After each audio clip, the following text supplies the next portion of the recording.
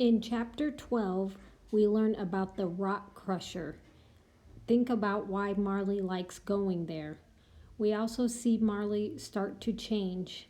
Pay attention to why she rides the horse and think about how she is our dynamic character. And remember that dynamic characters are the ones that change. All Saturday evening and through half of Sunday, I got more and more nervous.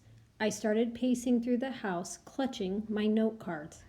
The third time through the living room, Judy caught my arm. "Your presentation's tomorrow, isn't it?" I could only nod. I'd lost my voice. How was I going to find it again? Come on, said Judy. Let's go to the rock crusher. Though we lived in the city, our house was in one of the newer neighborhoods. There were still patches of undeveloped land only a few blocks from our house. The rock crusher was an old abandoned quarry. The open mine sometimes filled with rainwater, making a small pond, but mostly it was just hills and trees and lots of rocks. David and Judy and I used to take picnics to the rock crusher, but I hadn't been there in ages. The pond was too shallow for swimming, so mainly it was a place for little kids to run around and collect rocks during the day. At night, sometimes teenagers would park there on dates or sneak off to drink beer. Mostly, though, there was no one around, and the woods were calm and peaceful. Okay, I said. I could practice there as well as at home. I started to gather up my note cards. Margaret said the old man who lives next to the rock crusher just got a horse, said Judy. She plucked the cards out of my hands and handed me 2 apples instead. The day was hot, so we walked slowly.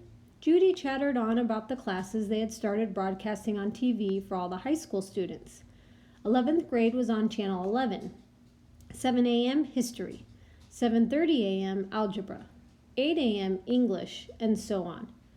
I knew she was going on and on to try to distract me from worrying, and even though I could see right through her, it kind of worked. When the classes first started, they were scary, said Judy. I kept thinking I was going to miss something and I wouldn't be able to ask the teacher to repeat herself. Turns out they keep it really basic and it's pretty easy to follow along. I actually like the classes now. Seems familiar, a way to get to go to school after all. Like the lions, I said softly. What? Asked Judy. Like how the lions roar at night, I said. You'd think it'd be scary, but I've heard them for so long, it actually makes me feel safe. You're right, Judy said finally. It's like the lions. We walked in silence for a moment. I felt for the black feather. Even though it didn't work, I still had it in my skirt pocket. It was a gift from Liz. JT had only ever given me his math book, and I already had one of those. Judy, I asked, you ever have a crush on anyone at school? I mean, last year when you got to go? Yes, she answered slowly. Who? She shook her head.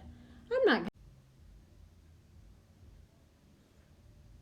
not going to tell you. I'll tell you who I like if you tell me, I said. Fine, who do you like? JT, I admitted. I tried not to blush, but I think I did. Just a little. Red's little brother? Judy asked. I nodded. Judy laughed, but it was good-natured. I pouted. What? Heard he's not the brightest. I shrugged. Awful cute, though. I waited for her to tell me who she liked, but before she could, a group of teenagers in cars pulled up in front of us at a red light. They were all honking their horns and yelling, and one boy even waved at my sister. Who's that? I asked. Some stupid kids from school, Judy said. They've got nothing better to do. Most of the cars had signs in their windows. High school students against integration. Support Favis. Christianity, not communism. One girl leaned out the window and yelled at us, 2, 4, 6, 8, we don't want to integrate. Then the light turned green and they drove off. Do all the students at Central feel that way? I asked. Judy shook her head. Only the loud ones. She didn't say anything else. Pretty soon we came to an open lot with a barbed wire fence in the middle of the field. There was a gray horse. We crawled carefully under the wire and fed the horse the apples. I scratched her nose and she looked at me with wide eyes as brown as Judy's and Liz's. I stuck my hand in my pocket again, and this time, when I touched the feather, I felt my fingers tingle. A surge of bravery swept over me, but I didn't trust it. I had to do something scary to test the feather, to see if it was really magic. "I'm going to ride the horse," I said. Judy shook her head. "Come on," I said. "Just give me a lift." Judy held out her hands and I stepped onto them. She lifted me onto the horse's back. The mare was very tame and stood still as I tried to arrange myself. I'd ridden a horse once or twice before at Girl Scout camp, but of course I'd had a saddle then. I sat straight up and grabbed her mane just like they did in the movies. The horse turned her head back to look at me, then continued to chew the last apple core. I gave her a little kick, but I guess it was harder than I planned because the horse took off so fast. I had to wrap my arms around her neck just to stay on. I could feel the horse's muscles moving under her skin. It was scary at first, but thrilling too, and pretty soon I was imagining I was a cowgirl riding off into the sunset. No, an Indian. I could take the feather from my pocket and put it into my hair and ride forever. The horse stopped when she came to the far end of the pasture. I slid off and rubbed her nose as I waited for Judy to make her way over to us. "It was great," I said. "You have to ride her too."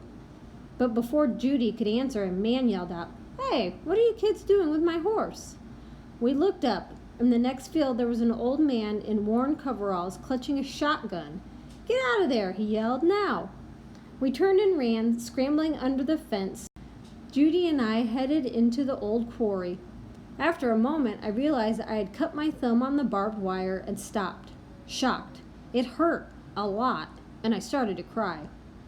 Judy stopped too and made me sit down on a large boulder.